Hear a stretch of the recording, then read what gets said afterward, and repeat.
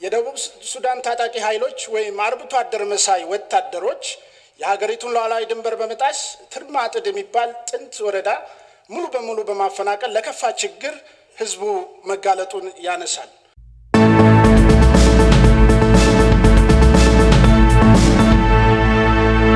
እናመሰግናለን።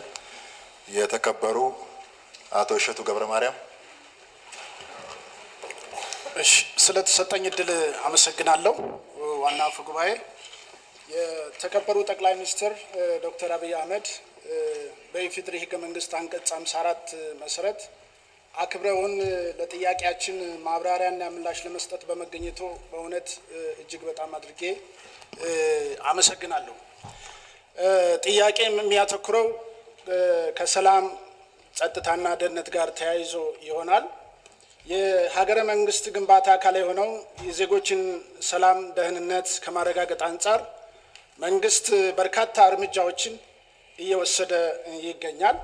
የነበሩብንን የሰላም ማጣት ፈተናዎች እየተሻገርንም እንገኛለን። በዚህ የማይናቅ ተስፋ ሰጪ ሂደትና ውጤቶችን ማየት ጀምረናል። ለአብነትም በአንዳንድ ክልሎች ታጥቀው ጫካ የገቡ በእርቅ መመለስ እንዲሁም ከትግራይ ክልል ጋር የተደረገው የሰላም ስምምነት የሚጠቀሱ ናቸው። የተጀመረውን ሰላም ዘላቂ እና አስተማማኝ ለማድረግ አዎንታዊ ሰላምን ተቋማዊና ጠንካራ የመንግስት መዋቅር በመፍጠር አጠናክሮ መቀጠል ይጠበቃል። ይሁን እንጂ አሁንም ፈተናዎች አሉብን። የደቡብ ምዕራብ ኢትዮጵያ ክልል እና የጋምቤላ ክልል የደቡብ ሱዳንን ይዋሰኑታል። ከውስጥም ከውጭም ከአራት ያላነሱ ስቴቶች ከ10 ሚሊዮን በላይ ህዝብ የሚጋራው ረጅም ድንበር ይገኛል። ይህ ኮሪደር እምቅ የተፈጥሮ ሀብት የሚገኝበት ወይም የኢኮኖሚ ኮሪደር ነው። ትኩረትም የሚጠይቅ ነው። የደቡብ ሱዳን ታጣቂ ኃይሎች ወይም አርብቶ አደር መሳይ ወታደሮች የሀገሪቱን ሉዓላዊ ድንበር በመጣስ ትርማጥድ የሚባል ጥንት ወረዳ ሙሉ በሙሉ በማፈናቀል ለከፋ ችግር ህዝቡ መጋለጡን ያነሳል። ለአብነትም በደቡብ ምዕራብ ኢትዮጵያ ክልል በምዕራብ ኦሞ ዞን በማጂ፣ በቤሮ፣ በሱሪ ወረዳ በምሬት ይነሳል። በወካይ ተወካይ የህዝብ ውይይት ወቅት የድንበር ጉዳይ ያለመፈታቱ የውስጥ የእርስ በርስ የብሔር ግጭትና ሞት አባባሽነቱን፣ ለውጭ ጠላት ጥቃትና ስጋት መጋለጣቸውን፣ በህይወት የመኖር የመጠበቅ ተንቀሳቅሶ ሀብት የማፍራት እና መብት አደጋ ውስጥ መውደቅ፣ የታሪክ የባህል የማንነት መናጋት እያጋጠመው እንደሚገኝ ብሎም ለህገወጥ የወርቅ የህገወጥ መሳሪያ የቁም እንስሳት ንግድ የተጋለጠ መሆኑን ያነሳል ህዝቡ። ችግሩ ከሁለት አስርት ዓመታት በላይ የዘለቀ ውስብስብነቱ ከጊዜ ወደ ጊዜ እያደገ ይገኛል። ስለሆነም የመረጠን ህዝብ እንዲህ ያለ ይሞግተናል። እባካችሁ ታደጉን። የመረጥናችሁ ብልጽግና ሀገር ወዳድ ነው ብለን ነው ወይስ እኛ ኢትዮጵያዊ አይደለንም እያለ በውይይት ወቅት በተደጋጋሚ እያነሳ ይገኛል። ጉዳዩን ለሚመለከታቸው አካላትም ሲቀርብ እውቅና ከመስጠት ውጭ በተግባር የተወሰደ እርምጃ የለም። በደቡብ ምዕራብ ኢትዮጵያ አዲስ ክልል በመሆኑ የጸጥታ መዋቅሩን ለማጠናከር የፋይናንስና የወታደራዊ ሎጂስቲክ ድጋፍ የሚሻ ክልል ነው። ባለው አቅም የአካባቢውን ግጭት በመወያየት በመግባባትና በእርቅ የሰላም አየር መተንፈስ ጀምሯል። ይሁን እንጂ ድንበር ላይ መከላከያ ሰፍሮ መቆጣጠር ካልቻለ ሰላሙ ዘላቂና አስተማማኝ ሊሆን አይችልም። ስለሆነም እባኮትን አስፈላጊውን ስምሪት በመስጠት ህዝባችንን ከአደጋ እንዲታደጉ እየጠየቁ እንደ ሀገርም ስትራቴጂካዊና ኢኮኖሚያዊ ጠቀሜታ ያለው በመሆኑ በአጠረ ጊዜ ለመፍታት ምን ዘላቂ መፍትሄ እንደታሰበ ለህዝባችን በግልጽ ቢብራራ አመሰግናለሁ። እናመሰግናለን። በተለያዩ የሀገራችን አካባቢዎች የተከሰቱ ግጭቶች፣ ብሔር ተኮር ጥቃቶች መቶ ሺዎችን ከአምራችነት ወደ ዕለት እርዳታ ጠባቂነት ካሸጋገሩ ውሎ አድሯል። ይህ በብዙ የሀገራችን አካባቢዎች ያለ ችግር ቢሆንም በተለይ እኔ በተወከልኩበት የአማራ ክልል አካባቢ ከፊሎች በቂ የሰብአዊ ድጋፍ አቅርቦት በሌለበት ሁኔታ በመጠለያ ካምፖች ተጠልለው፣ ቀሪዎቹ በህብረተሰቡ ውስጥ ተበትነው ልባቸው ተሰብሮ ይገኛል። እነዚህን ዜጎች ወደ ቀደመው መኖሪያቸው በመመለስና በዘላቂነት በማቋቋም ማንም የማይገለልባት የጋራ ሀገር ያለችን መሆኑን በተግባር ለማረጋገጥ መፈናቀሉ በተከሰተባቸው ክልሎችና በፌዴራል መንግስት በኩል ያለው ዝግጁነት ምን እንደሆነ ቢያብራሩልን። በተጨማሪም ጦርነትና ግጭቶች በፈጠሩት ስጋት ምክንያት ዜጎች ከአንድ አካባቢ ወደ ሌላ አካባቢ በነጻነት የመዛወር ህገ መንግስታዊ መብታቸው አደጋ ላይ ወድቆ ቆይቷል። አሁንም የጸጥታ ስጋት አለ በሚል ሰበብ የቅድሚያ ማስጠንቀቂያ መረጃ ሳይኖራቸው ወደ አዲስ አበባ የሚመጡ ተጓዦች በየመግቢያ በሮች በመታገት ለከፍተኛ ወጪና እንግልት እየተዳረጉ ከመሆኑም በላይ ችግሩ በተከሰተበት ክልል አመራሮች ላይ የህዝብ ጫና እያረፈ በከልካይና በተከልካይ አካባቢዎች መካከልም ያለውን ግንኙነት በሂደት እየሻከረ እንዲሄድ የሚያደርጉ ምልክቶች እየታዩ ነው። አዲስ አበባ ክፉ ህልም አይታ ባደረች ቁጥር ቤታችን ብለው በሚመጡ ልጆቿ ላይ በር መዝጋቷ የሚቆመው መቼ ነው? በተመሳሳይ ሁኔታ በረጅም ርቀት አውራ ጎዳናዎች ላይ የሚቋቋሙ ኬላዎች የተመረጡና የተመጠኑ መሆን ሲገባቸው እጅግ የበዙና አንዳንድም በጥቂት 100 ሜትሮች ርቀት የተደረደሩ በመሆናቸው ተጓዦች ሲወጡ ሲወርዱ ስለሚውሉ በፈታሾችም ይሁን በተፈታሾች ላይ ከፍተኛ መሰላቸት ይታያል። ይህን ሁኔታ መልክ ለማስያዝ በመንግስት በኩል ያለው ፍላጎት ምን እንደሆነ ቢያብራሩልን። ሁለተኛ፣ ይህ ዓመት በሀገራችን ታሪክ ለመጀመሪያ ጊዜ ስንዴ ኤክስፖርት ያደረግንበት እንደሆነና ስኬቱም የውጭ ንግድ ገበያችንን ከማሳደጉም በላይ ለዘመናት ለስንዴ እርዳታ ለውጭ ስንዴ እርዳታ ጥገኛ ሆና ለኖረች ሀገር ታላቅ ብስራት መሆኑ ከፍ ያለ ፖለቲካዊ ፋይዳ ያለው ታላቅ ብስራት ከመሆኑም በላይ ከፍ ያለ ፖለቲካዊ ፋይዳ ያለው እንደሆነ በሪፖርቱ የተገለጸበት አግባብ ተገቢና ትክክል ነው። ነገር ግን በአሁኑ ወቅት ሸማቹ ህዝብ ስንዴን ጨምሮ በምግብ እህል ዋጋ ንረት በከፍተኛ ደረጃ እየተሰቃየ ነው።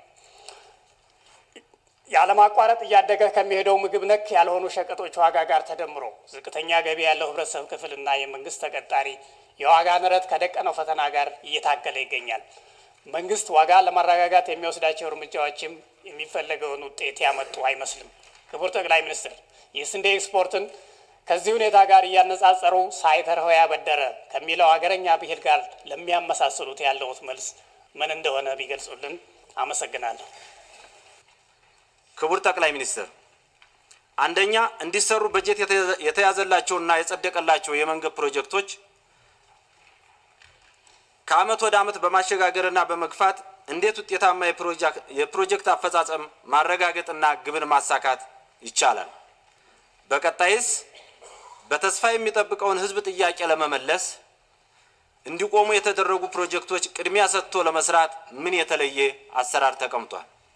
ሁለተኛ፣ በሌሎች በመንገድ ልማት ዘርፍ የሚስተዋሉ የተጀመሩ ፕሮጀክቶች መጓተት፣ የስራ ተቋራጮች ውስንነት፣ የካሳ ክፍያ መዘግየትና የጥራት ችግሮችን ለመፍታት የመንግስት ዝግጁነትና ቁርጠኝነት ምን እንደሚመስል ማብራሪያ ቢሰጡበት።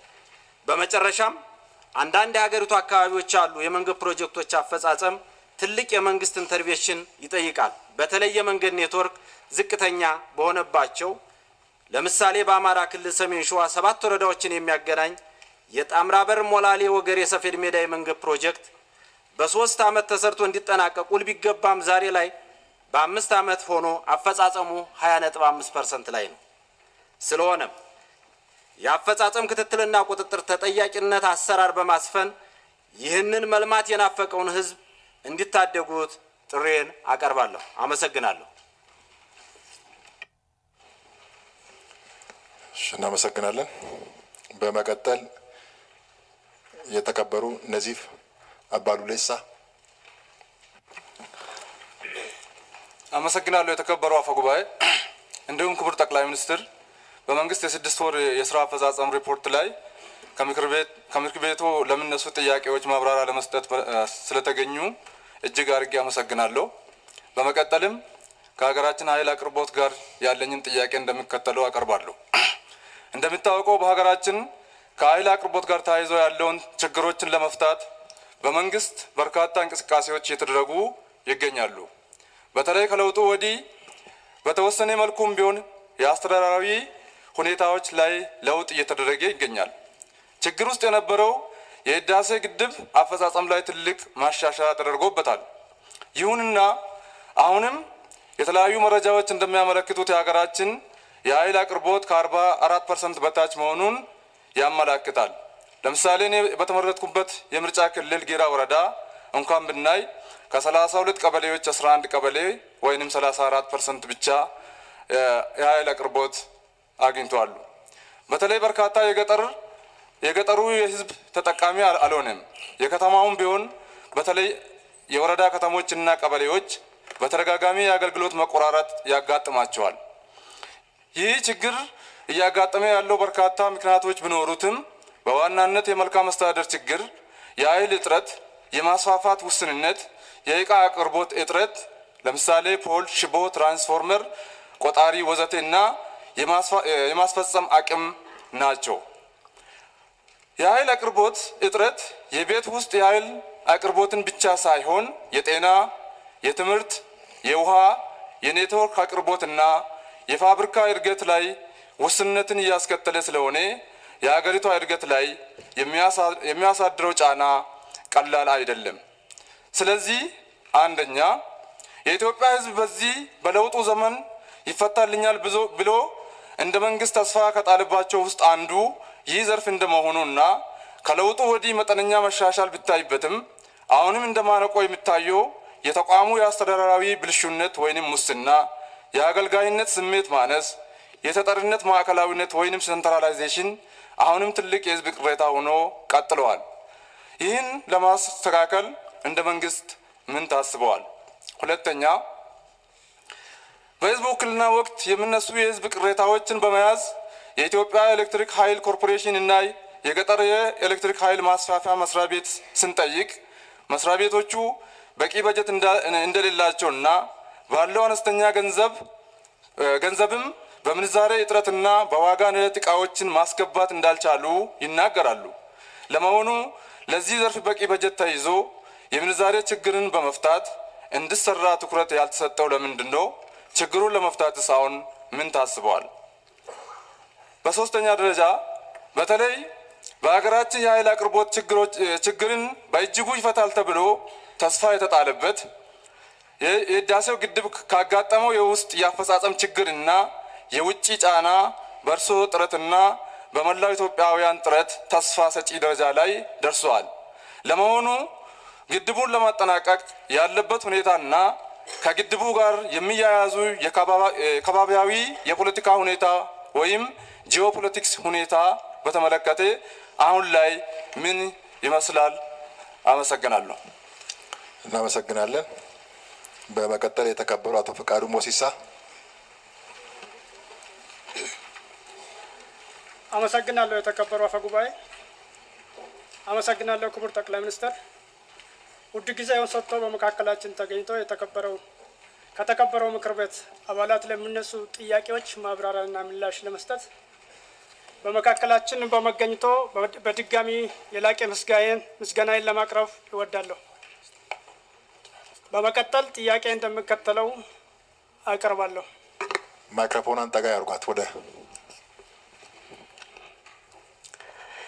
ከባለፉት 4 እና 5 ዓመታት በፊት ህዝቡ አጽንኦት ሰጥቶ ያነሳቸው ከነበሩ ጥያቄዎች መካከል አንዱና ዋነኛው የፍትሃዊ የሆነ የመሰረተ ልማት ፕሮጀክቶች ተደራሽነት ችግር እንዲቀረፍ በሁሉም የሀገሪቱ አካባቢዎች ላይ አገሪቷ በምታመነጨው የኢኮኖሚ አቅም መሰረት ፍትሃዊ የሆነ የመሰረተ ልማት ተደራሽነት ፕሮጀክቶች ተደራሽነት እንዲስተካከልና ተግባራዊ እንዲደረግ የሚል ጥያቄ ነበር። ይሁንና ግን አሁንም በአንዳንድ የሀገሪቱ አካባቢዎች ላይ ፍትሃዊ የሆነ የመሰረተ ልማት ተደራሽነት ለማረጋገጥ መንግስት ጥናት በማድረግ በአግባቡ መፍትሄ እንዲያገኝ የህዝቡ አንገብጋቢ ጥያቄ ነው። ለዚህም እንደ ማሳያ ከሚነሱ ጥያቄዎች መካከል በምዕራቡ የሀገራችን አካባቢዎች ለበርካታ ዓመታት ሲጠየቁ ከቆዩ የዞንና ዞንን የሚያገናኙ የአስፓልት መንገዶች ጥያቄ መካከል ለምሳሌ በቡኖ በደሌ ዞንና ምዕራብ ወለጋን የሚያገናኙ የጮራ፣ የዴጋ፣ የመኮና የቡቤ ወረዳዎች የአስፓልት መንገድ ጥያቄና የ77 ኮኔ ጨዋቃ ኤፍሬም አስፓልት መንገዶች ጥያቄ አንዱ ነው። ክቡር ጠቅላይ ሚኒስትር፣ እነዚህ ፍትሃዊ የመሰረተ ልማት ጥያቄዎች በርካታ ዓመታትን ከማስቆጠራቸውን ባሻገር እነዚህ የመንገድ ጥያቄዎች አሁን ባለው ሁኔታ በየዓመቱ ክረምት ሲገባ መንገዶቹ በብልሽት ምክንያት ተቋርጠው የሰው የሸቀጥና የግብርና ምርቶች እንቅስቃሴ ላይ ጫና ከመፍጠራቸውም በተጨማሪ የአካባቢውን የኢኮኖሚና የማህበራዊ ልማት ላይ ከፍተኛ ተግዳሮት እየፈጠረ ይገኛል። በመሆኑም ይህ ፍትሐዊ የመሰረተ ልማት ፕሮጀክቶች ተደራሽነት ጥያቄ በአግባቡ ተጠንቶና ተለይተው መልስ ያገኙ ዘንድ ምን ታስበዋል? ማብራሪያ ቢሰጥበት። አመሰግናለሁ። እናመሰግናለን። በመቀጠል የተከበሩ አብዱልፈታህ አብዱራህማን።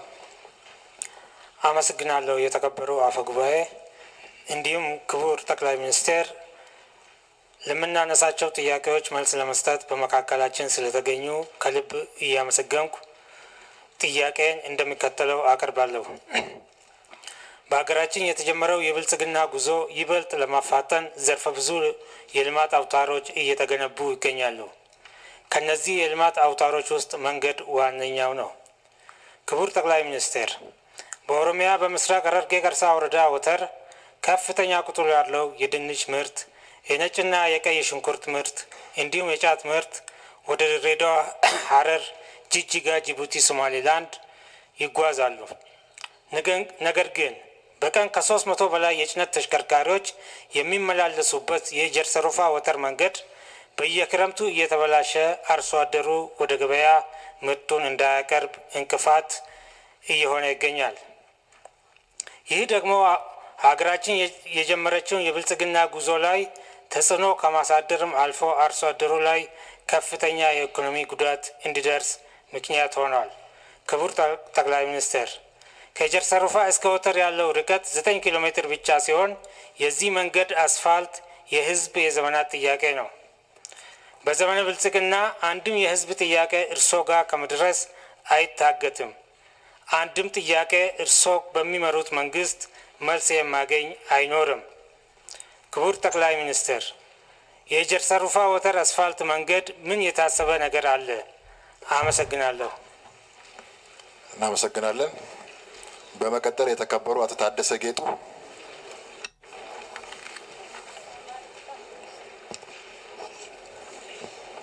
የተከበሩ አቶ ታደሰ ጌጡ። አመሰግናለሁ የተከበሩ አፈ ጉባኤ፣ እንዲሁም አመሰግናለሁ ክቡር የኢፌዴሪ ጠቅላይ ሚኒስትር። በመቀጠል ጥያቄን በንባብ እንደሚከተለው አቀርባለሁ። ክቡር የኢፌዴሪ ጠቅላይ ሚኒስትር፣ በ10 ዓመቱ የልማት እቅድ ላይ አንዱ የትኩረት መስክ ጥራትን፣ ተደራሽነትንና ኢኮኖሚያዊ ጠቀሜታን ያገናዘበ መሰረተ ልማት በመገንባት የዜጎችን የልማት ተጠቃሚነት ማረጋገጥ ነው። በተለይም በሀገራችን የመንገድ መሰረተ ልማትን ለማስፋፋት መንግስት ከፍተኛ ትኩረትና ቅድሚያ በመስጠት በመስራት ላይ ይገኛል። በመሆኑም በ6 ወር ሪፖርት ላይ በርካታ የመንገድ መሰረተ ልማቶች በፌዴራል ደረጃ እየተሰሩና በአዲስ ለማስጀመርም እየተሰራ መሆኑ እጅግ አበረታች ነው። ሆኖም ግን በፌዴራል ደረጃ እየተሰሩ ያሉ የመንገድ ፕሮጀክቶች ሀገራችን ከቆየችበት ጦርነት፣ ግጭትና በሌሎች ተፈጥሯዊ ሰው ሰራሽ ተግዳሮች ምክንያት ፕሮጀክቶችን በተቀመጠላቸው ጊዜና በጀት ለማጠናቀቅ አስቸጋሪ ሆኖ መቆየቱ ግልጽ ነው። ነገር ግን አንዱ ችግር ሆኖ እየታየ ያለውና በኢትዮጵያ የመንገዶች አስተዳደርም እጅግ እያስቸገረ ያለው ለሚሰሩ የመንገድ ፕሮጀክቶች በቂ ማስፈጸሚያ በጀት ሳይመደብ ወደ ስራ የመግባት ችግር እንደሆነና ገንዘብ ሚኒስቴርም በወቅቱ አለመክፈል መሆኑ ይስተዋላል። በተለይም የእርሻ መሬታቸውና አትክልታቸው በመንገድ ስራው የተወሰደባቸው አርሶ አደሮችና ቤታቸው ለሚነሳባቸው የገጠርና የከተማ ነዋሪዎች የካሳ ክፍያ ሳይከፈላቸው መሬታቸውን በመልቀቃቸው ከፍተኛ የመልካም አሰራር ችግር እየፈጠረ መሆኑ ለፕሮጀክቶች አፈጻጸም ዋነኛ ችግር ሆኗል። ክቡር ጠቅላይ ሚኒስትር፣ ካሳ በወቅቱ አለመከፈሉ ደግሞ አንደኛ የመንገድ ፕሮጀክት ተቋራጮች በፍጥነት እንዳይሰሩ ካሳ ያልተከፈላቸው ግለሰቦች እንቅፋት እየሆኑባቸው ይገኛሉ። ሁለተኛ፣ ካሳ በወቅቱ ባለመከፈሉ ምክንያት ደግሞ የዋጋ ንረቱ በተነሽ ግለሰቦች ላይ ከፍተኛ ጫና ፈጥሯል።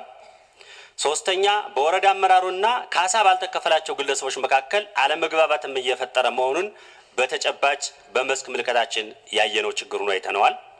ስለሆነም አንደኛ በቂ በጀት ሳይኖርና ሳይመደብ የመንገድ ፕሮጀክቶችን መጀመር ፕሮጀክቶቹ በተቀመጠለት ጊዜና በጀት ከመፈጸም አኳያ እንዴት ይታያል? ሁለተኛ ካሳ ያልተከፈላቸው አርሶ አደሮችና ቤታቸው ለተነሳባቸው የገጠርና የከተማ ነዋሪዎች እንዴት ነው በፍጥነት ሊከፈላቸው የሚችለውና ጥያቄያቸውን መመለስ የሚቻለው?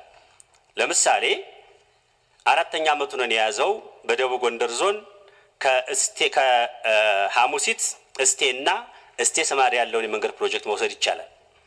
ሶስተኛ የተጀመሩ የመንገድ ፕሮጀክቶችን በተቀመጠላቸው ጊዜ በጀትና ጥራት ከማጠናቀቅ አኳያ ያለው አፈጻጸምና በተለያየ ምክንያት የተቋረጡ ፕሮጀክቶችን ከማስጀመር አኳያ ምን እንደታሰበ ቢብራራ በጣም አመሰግናለሁ።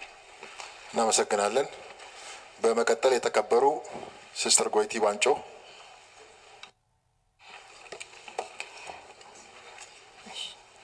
አመሰግናለሁ። የተከበሩ አፈ ጉባኤ፣ ክቡር ጠቅላይ ሚኒስትር የመንግስትን የ6 ወር እቅድ አፈጻጸም በምክር ቤቱ ተገኝቶ ስላቀረቡልን እጅግ አመሰግናለሁ።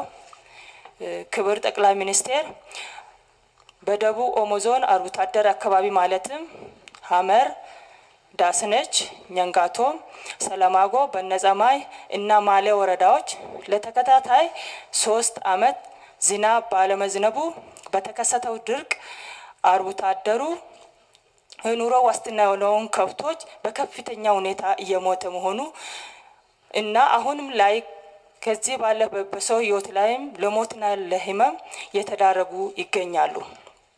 ክቡር ጠቅላይ ሚኒስትር በእነዚህ አርብቶ አደር አካባቢዎች አሁን ላይ ላለው በቂ ምላሽ እየተሰጠ ስላልሆነ ችግሩን በአፋጣኝ ለመፍታት ምን ታስቧል?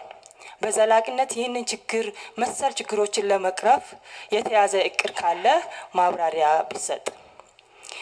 በደቡብ ኦሞ ዞን ውስጥ የህብረተሰብ ኑሮ መለወጥ የሚችሉ ትላልቅ ወንዞች ለአብነት የኦሞ ወንዝ፣ የወይጦ ወንዝ ያሉበት ቢሆን የመስኖ ልማት አማራጮችን ተጠቅሞ በማልማት አርብቶ አደሩን ከእንስሳት እርባታ ጎን ለጎን ወደ እርሻ ዘርፍ እንዲሰማሩ ቴክኖሎጂውን ተጠቅሞ ለማድረግ ለአርብቶ አደር አካባቢ ልዩ ድጋፍ ከማድረግ አንጻር የታሰበ ነገር ካለ ማብራሪያ ቢሰጥ። በዚሁ አጋጣሚ የሀመር ህዝብ አርብቶ አደር እንደመሆናቸው አካባቢው ህዝብ ለየት ያለ አለባበስ ያለው ባህሉ ያማረ በመሆኑ በቱሪዝም የታወቀ አካባቢ ነው። የውጭ ሀገር ህዝብ ጎብኚዎቹ የውጭና የሀገር ውስጥ ጎብኚዎች ይጎበኙታል። አባታችን ክቡር ጠቅላይ ሚኒስትር ዶክተር አብይ አህመድ እንዲጎበኘን ሀመር ህዝብ ጥሪ አቅርቧል። ይህንን ሲያቀርብ በምክንያት ነው።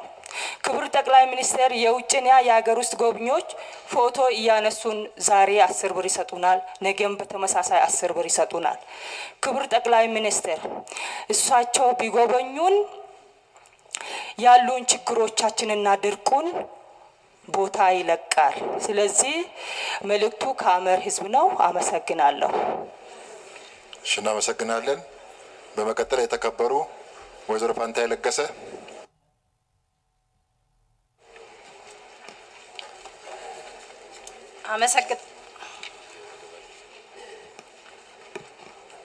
አመሰግናለሁ። የተከበሩ አፈ ጉባኤ፣ አመሰግናለሁ። ክቡር የኢፌዴሪ ጠቅላይ ሚኒስትር፣ በቅድሚያ ክቡር ጠቅላይ ሚኒስትር በቅርቡ ባስመረቁት የመደመር ትውልድ መጽሐፎ ከኦሮሚያ ክልል ከሚገኘው የመጽሐፍ ሽያጭ ታሪካዊ ቦታ የሆነውን የሶፍ ዑመር ዋሻን በማልማት ለቱሪስት መስህብ ክፍት እንዲሆን ለትውልድ እንዲተላለፍ ለክልሉ መንግስት የሰጡትን አደራ ትውልድ የማይረሳውና ታላቅ የሆነ አሻራዎትን ያሳረፉ ስለሆነ በምስራቅ ባሌ ህዝብ ስም ላመሰግነው ተወዳለሁ። በመቀጠልም ክቡር ጠቅላይ ሚኒስትር እንደሚታወቀው በሀገራችን የኢትዮጵያ የኢኮኖሚ ዋልታ ማገር ሆኖ በተለይም በግብርናው ዘርፍ ትርፍ አምራች ከሆኑት አካባቢዎች አንዱ የምስራቅ ባሌ ዞን ነው። ይሁን እንጂ አካባቢው በብዙ መንገድ ሲገመገም በመሰረተ ልማት ስራው ወደ ኋላ የቀረ ነው። በተለይም በመንገድ መሰረተ ልማቱ እጅግ የተጎዳ በመሆኑ አርሶ አደሩ እንኳ ምርቱን ለገበያ የሚያቀርበው በብዙ ፈተና ነው። በመሆኑም በ2008 ዓመተ ምህረት የአስፓልት ስራ መንገድ ከሮቤ ጋሰራ ጊንር ተጀምሮ ከተቋረጠ አመታት ተቆጥረዋል። በዚህም የተነሳ ህዝቡ ከፍተኛ ጥያቄ እያቀረበ ይገኛል። ክቡር ጠቅላይ ሚኒስትር፣ ይህንን ችግር በዘላቂነት ለመፍታት ምን ታቅዷል? ከዚህም በፊት ከአዲስ አበባ ጊንር አገልግሎት ሲሰጥ የነበረው ሀገር አቋራጭ አውቶቡስ ትራንስፖርት አገልግሎት ከተቋረጠ ከ9 ዓመታት በላይ አስቆጥሯል። ይህም ለህዝቡ አምራችና ሰላሙን ጠብቆ ለሚኖረው የምስራቅ ባሌ ህዝብ ከፍተኛ እንግልትና ችግር በመሆኑ ይህንን ለማስቀጠል ምን የታሰበ ነገር አለ ቢብራራ። እንዲሁም ከዚህ በፊት በምስራቅ ባሌ ዞን ዋና ከተማ ጊንር የአውሮፕላን አየር